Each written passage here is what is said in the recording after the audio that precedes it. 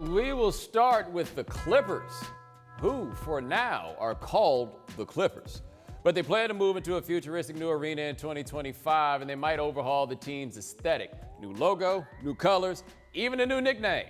We have a once-in-a-lifetime chance to really step our identity up another level, owner Steve Ballmer says. Pablo, how do you feel about the Clippers by another name? They're still the Clippers, and for me, it's not so much about a name in any of this, it's about the product. The Lakers are the Lakers. There are no lakes anywhere in Los Angeles. They have a history. We're on a show that is called High Noon. It's not noon right now where we are. However, what Steve Ballmer wants to do, it seems, is hit a hard reset on this organization because he has the power to do so and because he has lots of new ambitions. And so if that's part of the plan, I do get it on that basic level. Yeah, but what's that going to accomplish if they do? Like, the time to wash the Clipper-ness off of the Clippers was 2014. If you were going to do that when you bought the team and you were getting Donald Sterling out of there. They have reached a point now where Clippers is not associated with being terrible, where Clippers is not associated with being the most embarrassing franchise in the NBA. So they could wind up changing the name and doing something else, but I feel like most of that heavy lifting has been accomplished, especially considering this.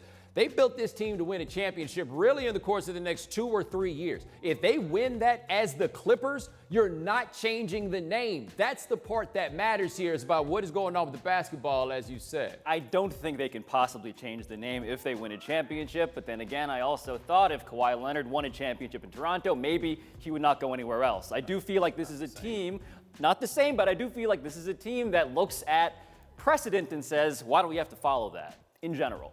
But I do think there's also a danger here, right? A danger in what is the next name going to even be? Because for all of the stink associated historically with the Clippers, Bomani, Clippers right now, it works. It's fine. People get it. Like, I think the focus group experiment might actually lead to something perhaps even more humiliating. Yeah, but I mean, like, their name has never been a problem. The problem has never been being called the Clippers. The problem, when it was a problem, was that you were the Clippers. You are not the Clippers anymore. Okay, also worth noting, Steve Ballmer, if you look up his wiki page, his time at Microsoft doesn't have the greatest track record in trying to take a business in a whole different direction, right? Just something worth considering here. But no, they've already done the hard work here. And I think that's actually far more amazing than people give the credit for being. Like, we now have a generation of players who grew up and lived long enough with halfway decent Clippers that they don't find it embarrassing to go sign up and play for them. That is a drastic change directly related to Chris Paul and Doc Rivers and Blake Griffin. Like, those three guys changed this game up.